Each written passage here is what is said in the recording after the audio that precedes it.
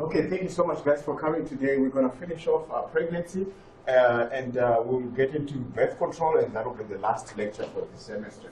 So I think last time we were talking about formation of the primitive streak, okay? And this is the part where the embryo is forming the germ layers, okay? So what happens just before the primitive streak forms is that you have like a two-layered kind of disc like this with the epiblast and the hypoblast over here, okay? And so what happens when the gastrulation is occurring is that cells on the ends migrate to the center here, okay, forming what is called the primitive streak, all right? And therefore now you have the three layers, right? The epiblast, the the primitive streak, and then you have the hypoblast, and those will then form the ectoderm, and then that primitive streak forms the mesoderm, and then the endoderm, okay, on the hypoblast, all right? And on this side, you're getting the yolk sac forming, okay, and then on the other side, on the epiblast side, you're getting the amnion forming, okay? And that's what you will then wrap around the developing embryo, okay? So gastrulation is that stage, when you have the embryonic disc. It's called a disc because it looks like a flat kind of sort of, frisbee, if you will. That's what it looks like. And then those cells migrate to the center, forming the third layer. And all the tissues of the body will arise from the ectoderm. Like here, you get things like, skin, nervous system. From there, mesoderm, you get things like muscle, tissues like muscles.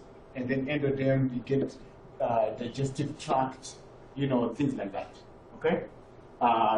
So this is exactly, so when I ask about gastrulation, this is what I'm really asking for, creation of the primitive streak when the cells from the end of the disc migrate to the center to form the primitive streak, which then becomes the third layer of the germ cells, okay? Okay, and then like I said, the epiblast, will form the amnion, and then the yolk sac, all right? And then the other two, fetal membranes will then form from the yolk sac, like the allantois and the chorion. And the chorion is already forming the placenta, okay? So the amnion and the yolk sac are the ones that go here. And yolk sac. Okay? Those are the two. So there's a total of 4 fetal membranes: allantois, chorion, amnion, and yolk sac. Right? And all the tissues of the body will be arising from that. Alright? From the germ layers. Okay, so the amnion, of course, is one that wraps around the developing embryo at that stage, and then fetus later on, and it is filled with fluid, with water. Okay? Because water, the specific heat capacity for water, which means the amount of energy you need to raise the temperature of water by 1 degree is high. Okay? So that means it creates a stable environment for the fetus and the embryo. You see what I'm saying? Because it takes a lot of energy to heat water up to 1 degree. You know what I'm saying? So it makes it stay at the same temperature. So that's why because of the specific. You guys, did you do physics specific heat capacity? Because it's high. Okay, it takes a lot of kilojoules of energy for you to raise the degree of the temperature of water. So that's why the fetus is surrounded by the water. Okay, so of course it provides a buoyant environment. Besides that, it cushions the developing embryo fetus. Okay, then so if I ask about the functions of amniotic fluid, that's what you talk about.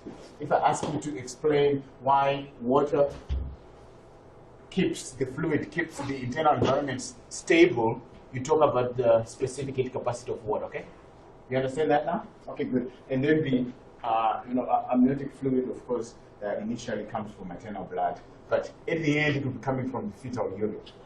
Okay? The fetal urine will provide that water, because at that stage the urine is getting recycled. All the fluids are getting recycled. That's why when a pregnant woman usually gets edema. Why? Because they're trying to retain as much fluid as possible for all these things. Okay? That's what happens. Edema is very, very common in pregnant women because of that reason. Okay? So the yolk sac, see, those are the two embryonic membranes I was talking about. Okay? And of course, you guys failed to remind me. Okay? Because I was, oh no, I don't need to give you this. Anyway, I shall just continue. I forgot that, I'm starting with pregnancy, but that's okay still, it's all true. All right, so the yolk sac, like I was saying, forms part of the digestive tract and produces the earliest blood cells as well. Okay, the yolk sac does that. Produces earliest blood cells, and it is also the source of primordial germ cells. Okay? So we can see that they're beginning these cells to differentiate, and they're now becoming more pluripotent cells, stem cells, because they are now becoming fewer and fewer tissues. They are getting the ability to become fewer and fewer tissues as they differentiate. Okay? So formation of the germ layers continuing. Remember I said there's 4 fetal membranes. We talked about the amnion. Okay, we talked about the yolk sac. So part of the allantois, which becomes the urinary system as well. It becomes the urinary system, this does. The allantois does. It buds off from the yolk sac. Okay? So it will bud off from the yolk sac. Get my red again. And it forms also the base of the umbilical cord, which then joins to the placenta, right? So it becomes part of the urinary bladder, right? That allantois. So caudal just means the black end of the yolk sac. Remember when you start off with the embryonic disc, we got the amnion on the top and the yolk sac on the bottom. Okay, and then the other 2 membranes will arise from that. Already, the chorion is already forming because that's when that's what forms the placenta. In fact, the chorion is what the fetus contributes to the placenta. The mom will contribute to the endometrium, which is the top layer of the uterus. Okay, so those will make up the together make up the placenta. Okay, and the placenta is arising from the chorion, and then the chorion will grow what is called chorionic villi, which will be sort of finger-like projections that grow into the endometrium. Okay, for of course to increase the surface area of exchange, right? You know what villi does, just like it does in the digestive system. Okay. Here I want you to know a few structures.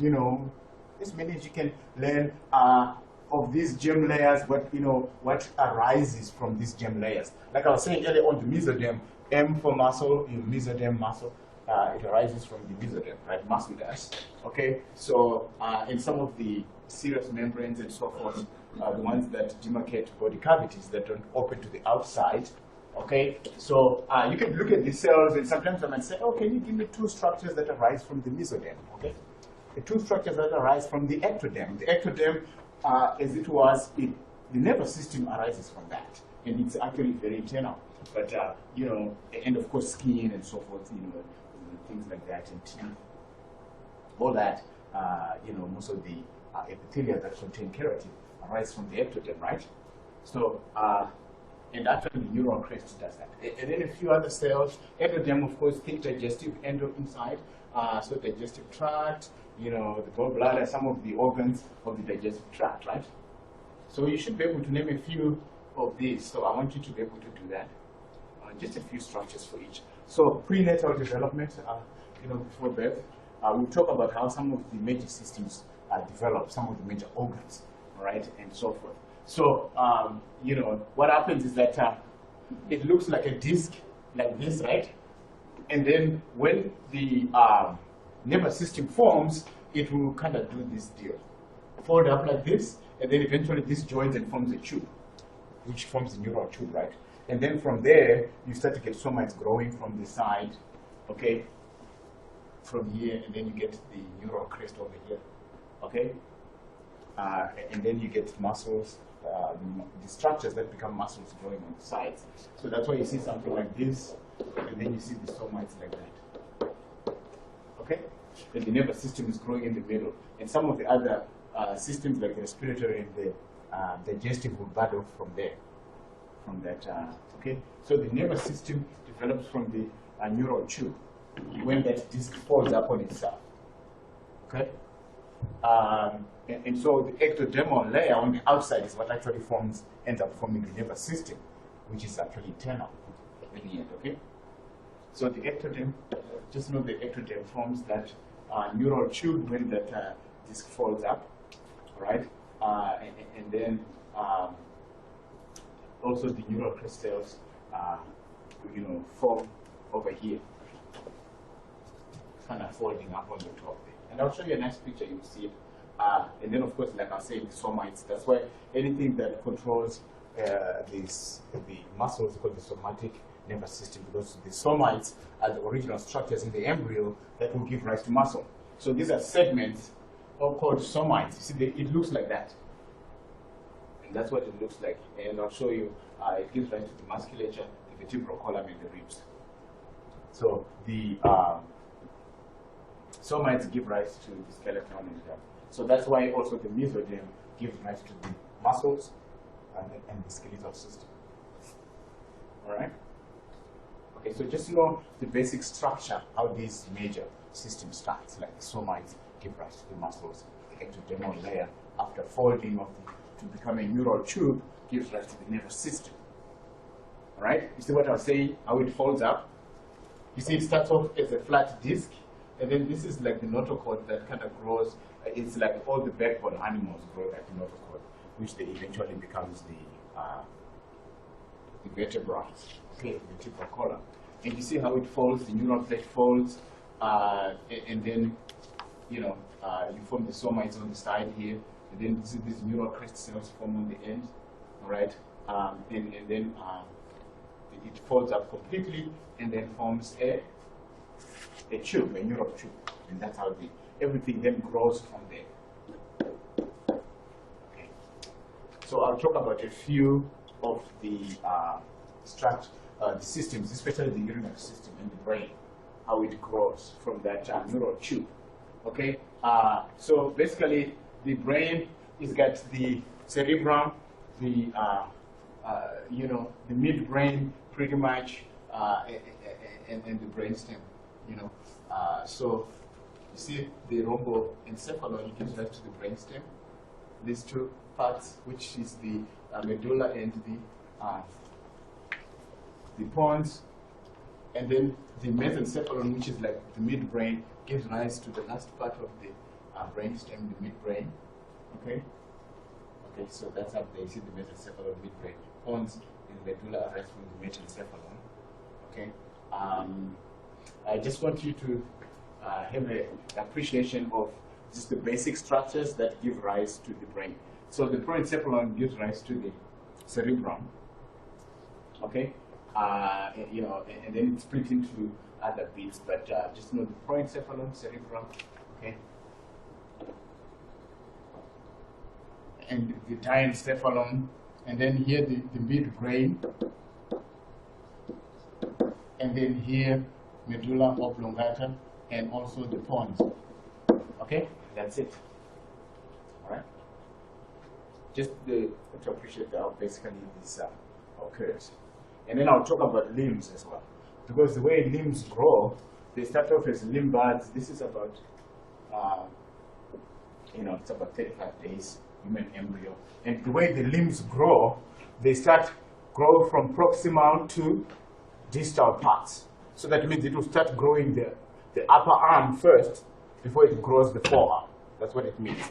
Okay, so they grow from starting with the proximal, and then because it kind of makes sense. You know what I'm saying? You can't start growing the fingers right from the body, because it won't make sense. Then the fingers will be just there like that. So you start growing the arm, and then you grow the forearm, then you grow the hand. That's all it is, right? And that's an actual embryo there. about a month or so. All right?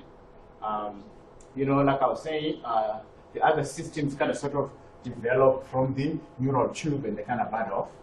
So the respiratory system, you can see how it kind of sort of grows from the digestive system as it's growing. You see, this is going to be the esophagus, and this is the trachea, and this is going to be the stomach, and then the small intestine. So those systems are kind of growing like that together. And you can just kind of look at it later. But I just want you to realize that, see, the respiratory system grows as invaginations, kind of folding out of the digestive tract. The digestive tract is what starts from the yolk sac. And then it's growing as a tube, and then there will be outfolds or invaginations that fold out and then form another tube, which then becomes the respiratory system. Okay? So that's all I want you to know about how the respiratory system comes about. Okay? All right, so very good. Urinary system, this one is a little bit more important, so we want to go a little bit more into detail here. Okay, so the urinary system develops in 3 stages. Okay, the first stage is the pronephros, which is the earliest kidney, and this has no function either in the embryo or in the human. There's a saying that says ontogeny recapitulates phylogeny, which means that when an embryo is growing, it traces its ancestral, organisms that came from that. Because remember how humans evolved starting from the beginning. So the pronephros is actually a functional kidney. It's a functional kidney in lower chordates, which are lower than humans. Okay, so this kind of develops, but there's no function in the human. Okay, but the mesonephros, or the middle kidney, will function in the fetus. Okay, it's a functional organ in the developing embryo. Why? Because the embryo is in a different environment for starters, and most of its organs are not working. So it kind of, remember, it forms the urine that then forms the, what does the urine form in the fetus? Just check. Yeah, amniotic fluid. Okay? So you gotta have some kind of sort of functional kidney in the fetus. Urine forms what? The fetal urine forms the amnion, the amniotic fluid, yes. First of all, it starts off, yeah, now you know, it's the urine of the, the pee of the developing embryo, literally. But then the developing embryo is not doing other things, and it's not getting any, all its nutrients are edited already from the mouth. So you said everything's all clean, it hasn't gotten anything from the outside. When you come out, then you're getting exogenous things that have all sorts of things in it that have to be cleaned up by the kidney. Okay, but everything is all cleaned up prior. So you see, it's all sterile, it's all good. Okay, so do you see why you need to have a functional kidney in the fetus? If I was to ask why do you need a growing, a functional kidney, in the fetus, then you'll be able to take, because all the other organs are non-functional at this stage. You see what I'm saying? They start functioning when the baby comes out. Then the metanephros, from this also, this is where, remember we talked about how the ovaries and the testes grow near the kidneys? The urinary system gives rise to the reproductive system too. And we'll talk about how that happens and how it switches on from being male or female. Okay? So the metanephros is the last kidney which is going to be functioning in the actual human, and the mesonephros will degenerate. So as far as early, middle, and last is like where it develops? The early one, I was saying before you came, is non-functional in the fetus or the human. Why? Because embryos of organisms kind of sort of trace their ancestral background. What I was calling ontogeny recapitulates phylogeny. The kind of thing that you see how we start looking like a fish. If you look at the early embryo, it looks like a fish because we started off as aquatic animals, and then we became terrestrial, four-legged, quadrupedal animals. Then we became bipedal.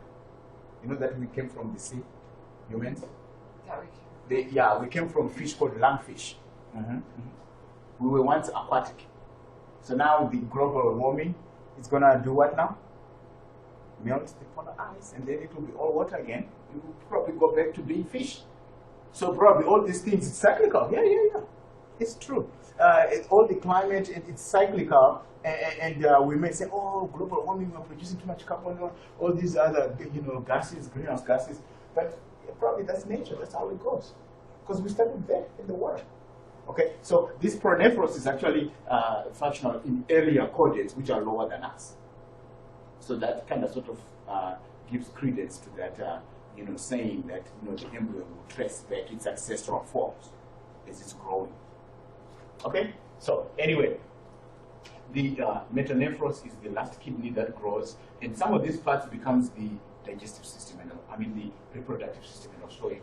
Okay, so this duct, of course, joined to the anantress. Remember, we said the anantress becomes the urinary bladder. It becomes part of the urinary system. So it's going to join to that. Okay. All right, and then becomes the urinary bladder. So, okay, we did that. Do you see the color? It's kind of color coded. You see the pink becomes the kind of mesonephric duct, which is the middle kidney, which degenerates just before birth. And you can see the metanephros is kind of growing on the side. This will be the true kidney in the growing, kind of makes sense because even in the male, part of the urinary system is also part of the reproductive system, like the urethra, right? Only the female has a different reproductive outlet in the form of the vagina, but the urinary system is separate. Okay? So, and I'll show you what happens, just know those three types of kidneys, why they exist, okay, in the fetus. And I might ask about that. Okay, so know those three kidneys, why they exist. Okay, all three of them. All right, and be able to explain a little bit, like the pronephros, why it's kind of there, because an embryo will trace its ancestral forms as it's developing. All right, so like I said, the reproductive system develops from the urinary system because it makes sense. Okay, so they kind of develop together because part of the ducts of one system are borrowed by another system too. Okay, so the male and female gonads will appear, as bridges along the lower border or the ventral border of the of each mesonephros, the middle kidney. Okay, and when I show you another color-coded picture, you will see how everything kind of works out. Okay, because the mesonephros becomes part of the female. So the presence or absence of certain hormones switches on the male, or if it's not there, then it automatically becomes female. So everything is destined. All the embryos are destined to become female, except when you get the Mullerian inhibiting hormone and testosterone. If you don't get those two, it just continues as female. Okay? So, but this happens 50-50. So you get a 50% chance of girl, 50% chance of boy. But when the embryo starts to develop, it's destined to be female, unless you get that. Okay? So the paramesonephric, there will be ducts growing next to the mesonephros, the middle kidney. Right? And then also the mesonephric ducts develop simultaneously. Okay? So the mesonephric ducts for the actual middle kidney and the paramesonephric ducts growing parallel to those do it simultaneously. So what happens in the male? So the male will switch on or off one of those two. Okay? So in the male, the testosterone causes the mesonephric ducts system to develop. Okay? Into various parts of the male reproductive system. So this is male, and this is female. See what I'm saying? And then, because at the same time as you encourage the mesonephric ducts to grow into male, you want to stop those para-mesonephric ducts from growing into female. You know what I'm saying?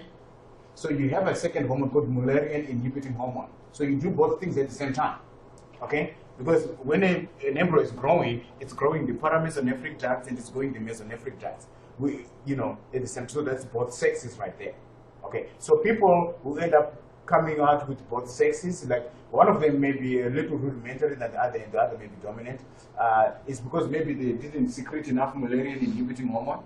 You know what I'm saying? And then the female part started to grow too.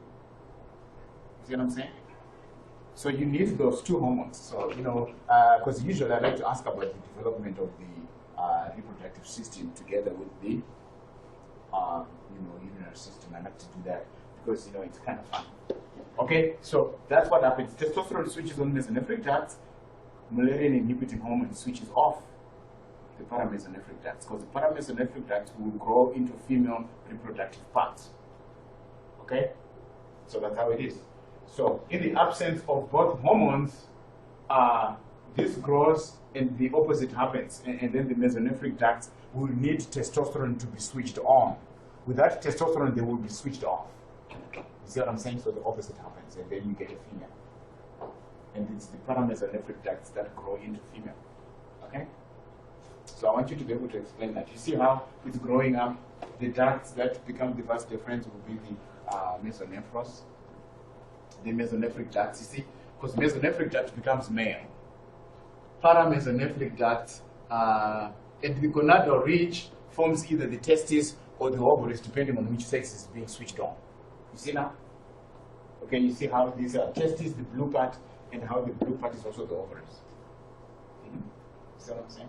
And the green part, the paramesonephric duct, which is parallel to the mesonephros, becomes the female reproductive system. Okay? Paramesonephric duct is develops if there's no Mullerian inhibiting hormone. Because Mullerian inhibiting hormone will stop the paramesonephric duct. The mesonephros grows into male because of testosterone. Without testosterone, it degenerates. Okay? So I want you to be able to tell me that. And then you can see this is about 3 months. In about 3 months, you know how when you are pregnant and you go to your to the doctor and they're doing ultrasound, and they say, oh, you gotta wait until maybe 3 months or so that you can see it, because they will literally see the penis growing and it will be dangling in the fluid, in the amniotic fluid. But prior to that, they are both the same. Like I was saying, it's destined to be female. And then you start to secrete those two hormones, Mullerian inhibiting hormone and testosterone, and then the male will grow a much bigger penis. The female penis equivalent of it is the clitoris, but it doesn't grow because there's not the testosterone. Okay, so this is about 3 months when you see that, and you see that's why I was saying the labia majora is synonymous to the scrotum. Okay, you see what I'm saying? And of course, the clitoris is synonymous to the penis in the man. Remember, I was saying you should know those things. Okay. All right. This just shows you the developing organ systems, But I just pretty much want you to know those 3 germ layers and roughly a few organs and systems that grows from them, and then of course how the basic nervous system grows, and the digestive system, how it kind of grows, and then also the respiratory just grows from the digestive, right? As an outflow or an evagination. And then of course the urinary system. I want you to know more detail about the urinary system in terms of the 3 kidneys, why they exist and their functions, okay? And then of course how the reproductive system grows from those are the organs I want you to know for the pregnancy part, okay, in terms of developing of the embryo, okay? But you could kind of look at these later on if you wanted to kind of see, what happens at what day, some of it, just for your own curiosity if you like. All right? But definitely the systems I just talked about. All right? So the thing about it is that when it's about a month old, it's almost got everything there. All the parts are almost all there, and it's about 1 inch long. You know what I'm saying? So what does a month? Yeah, about a month or so, you got all the parts growing, because about 35 days you didn't see it because you were not here. At 35 days, which is about 25 days, you get the buds growing, you see the limbs and all the head, you see everything, right? And at that stage, it's about 1 inch long. It's about this long. So what it does is that it pretty much puts all the parts together, the framework. Then in the last end, in the fetus stage, it grows very rapidly, especially towards the end. Towards the end. That's when because you don't want this female to be laden with weight right from the beginning. Okay, so that's why at the beginning she's not really showing. 3 months, it's almost like sometimes some of them don't even show, because it's about what, a few. It's not that long. Okay, so the fetus is up to 8 weeks, up to the end of the embryo up to the end of 8 weeks, and then 9 weeks and so forth. Okay, 8 weeks is about 2 months, right? And then so that's about 60 days, 2 months, and then from the 60 day onwards to birth is the fetus. Okay, Remember, I said you should know about them anyway. And this is about, 3 months. It's not that big, and this is less, maybe 2 months or so. Okay, and you can look at these pictures later on, and you can see the fingers even. Okay, it's not that old. So that's what it does. So labor, okay, is stimulated literally by the stress that occurs to the fetus when it is all compressed up. After it has gained enough weight, and because the only mom can grow so big, right? You know what I'm saying? So when the fetus is is reached size, it is stretching the uterus, number one, and it is being squished inside of there. So it becomes stress. So it will release stress hormones like glucocorticoids, like cortisol. And then the stress hormones will then go to the placenta to stop with, progesterone and so forth, and estrogen, will go up a little bit. So, total length of gestation, of course, is 280 days. And we talked about it, and that's clinical age, including the first 14 days when the oocyte is developing. Okay, at day 1, when the female is having a menstrual flow, you're starting to get another follicle developing, right? So pretty much that's where the human is starting. Okay, all right, and then at day 14, that's when it's ovulated. Okay, and fertilization will complete the oogenesis literally. Okay, so the day started at day 1, but when you go to the gestation period, normally it excludes the first 14 days, because they'll start from the day when you ovulated. Okay, so uterine contractions, of course, force the baby out, and they're caused by their stretch receptors in the uterus for one. After the baby has reached enough weight, they need to cause a certain amount of stretch that will stimulate the release of oxytocin. Okay. Plus, the baby will be stressed because it's being cooked up in there. It has grown to size, and then it will release the fetus itself. The pituitary of the fetus will release those corticotropin releasing hormone, and I'll show you that in a little bit. So increased estrogen levels and decreased progesterone, because the glucocorticoids that the fetus is producing, because it's stressed in that environment, because it's now too big to stay in, that's what switches on, childbirth.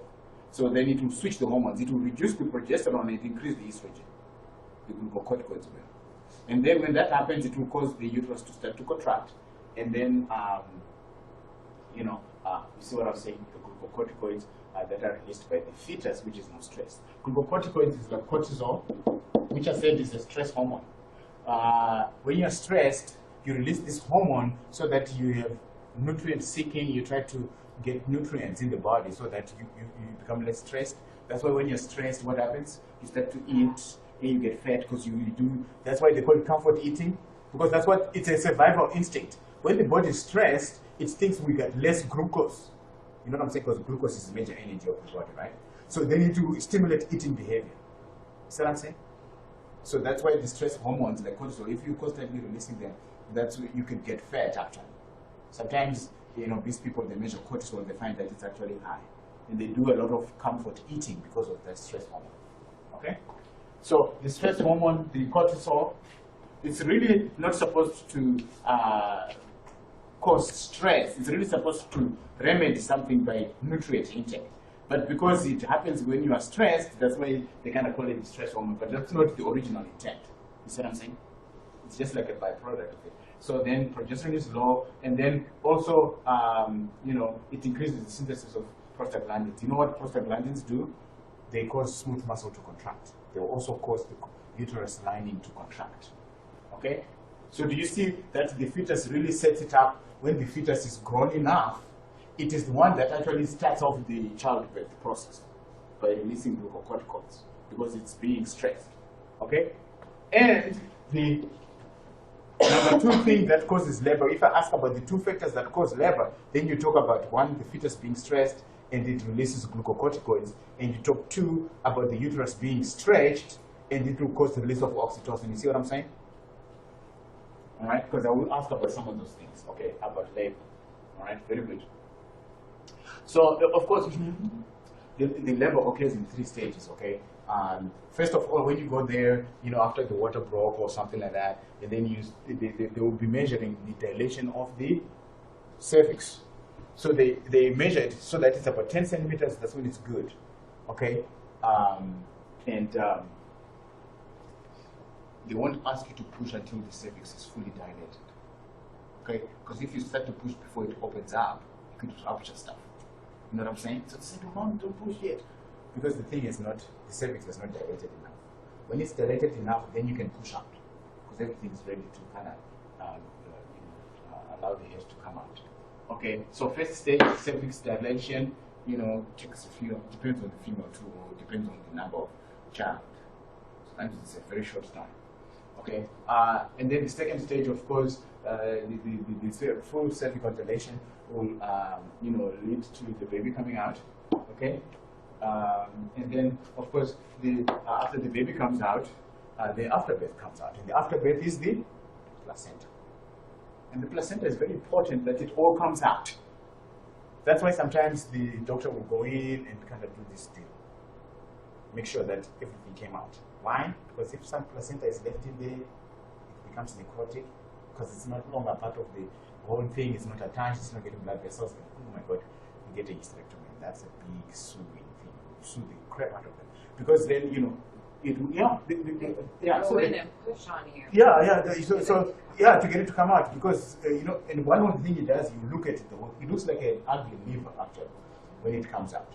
I was there for all my kids when they were born, and I cut the cord all the time. Okay. They put that in capsules, like dehydrate it, put it in capsules, and women like take these capsules. There's all sorts of things that they talk about. Oh my God, it's not even fun. And sometimes they get the blood from there, and they get stuff that they save, that they say they can grow some cells there, that will help out if the child ever needed or whatever.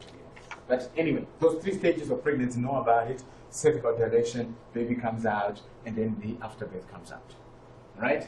Okay, so this is what I was talking about. How when the fetus is stressed, it will start to release from the hypothalamus. Remember, this is endocrine system. We did this already.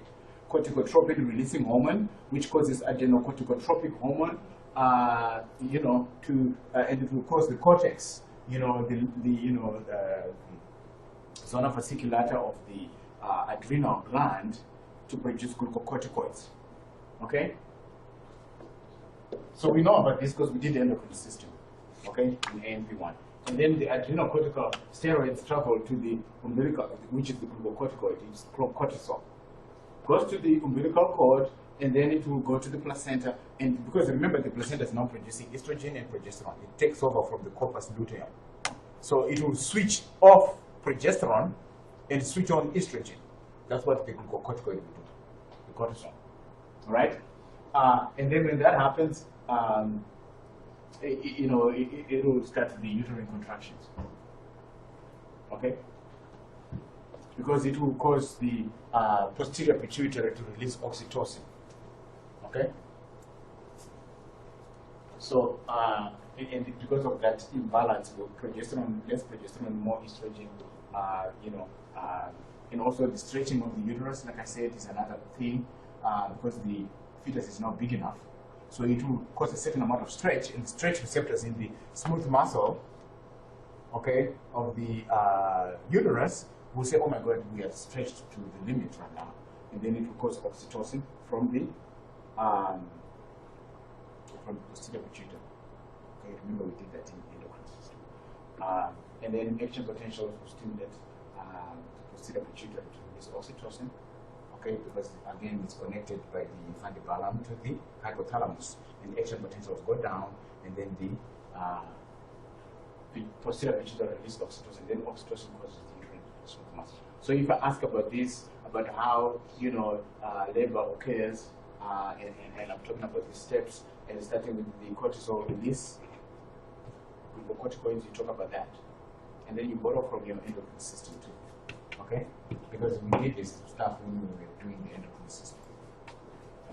Okay? At least the release of the glucocorticoids part. Okay? And the other one, the stretch of the uterus is simple because the stretch will cause the posterior pituitary to release oxytocin, because it's stretched enough. And then this is some of the changes that occur in the newborn.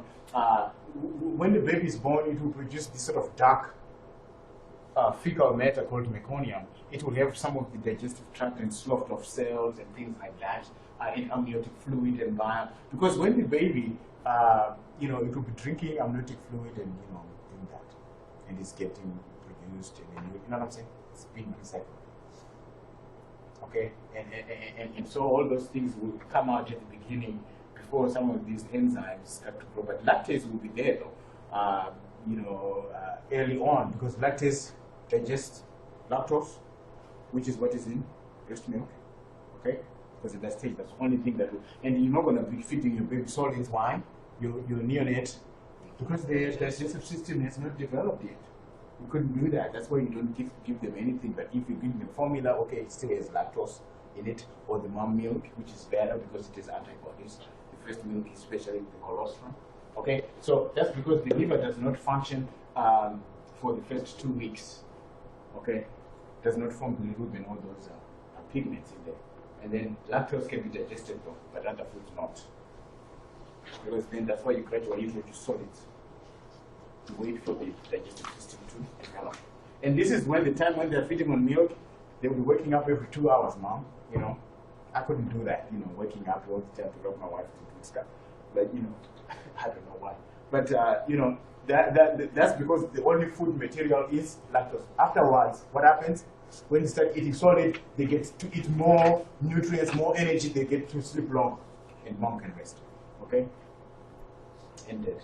Okay, so congenital disorders, these are, malformations that occur in the embryo, and it's a cause of that is certain substances called teratogens. Teratogens cause embryonic malformations, okay, congenital malformations. So that's why females shouldn't take alcohol when they're pregnant, they shouldn't smoke when they're pregnant, because you have all these things that happen. Or medications. Like back in Europe, you know what they did? They gave out this antidepressant called thalidomide. You know how when you're pregnant, your immune system is depressed and so forth. And you kind of sort of feeling a little bit overwhelmed a little bit. So some moms, they said, oh, just give them thalidomide, which was an antidepressant. It turns out that all the moms who had taken thalidomide came up with webbed feet. The fetus came up with webbed feet. The hands and the fingers and the toes and fingers didn't separate. They were like fish. You know what I'm saying? Falling like a paddle. Okay? Because of that. But in the US, it was in the 1950s when that happened. So, because they had taken thalidomide. There was another one for morning sickness, too. I don't remember what it's called. And another one that I wanted to mention is the vitamin A. Or some creams that contain vitamin A. So you shouldn't be taking that. Like if you're breaking out with pimples and you're pregnant, you put that. Vitamin A, or take too much vitamin A, it's not good. It also causes congenital malformations. Okay? That's why they prepare for you what is called prenatal vitamins and stuff, so that you just take the right amount of stuff. You don't want to take too much vitamin A because it will cause congenital malformations as well.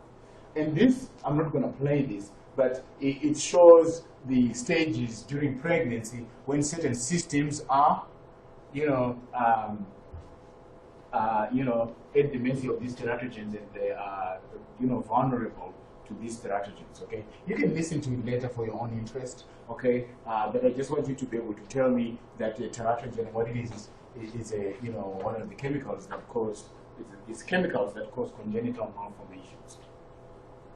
Like alcohol, it causes the fetal alcohol syndrome, and the kids are born kind of sort of with the sort of lazy eyes and also nervous system disorders.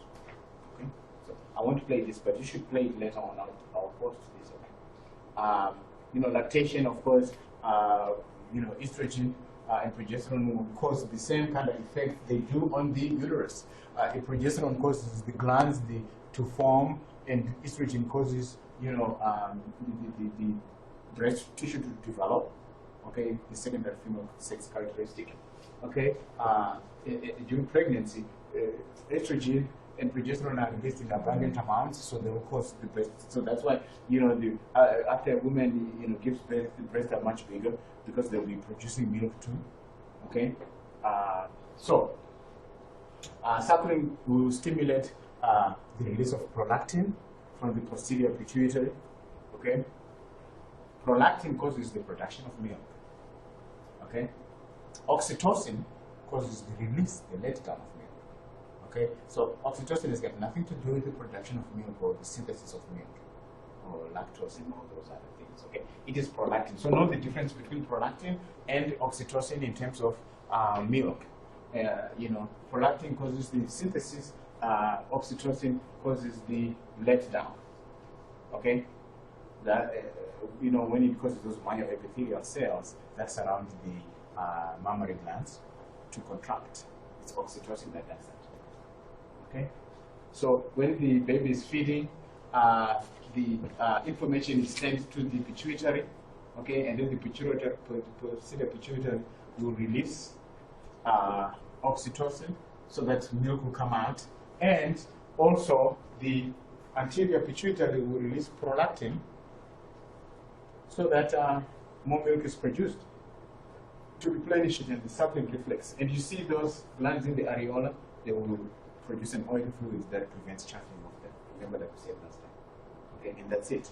All right, thank you, ladies and gentlemen. We're going to do so I want you to know about, of course, milk letdown and milk synthesis, which hormone is responsible for what during lactation. Okay?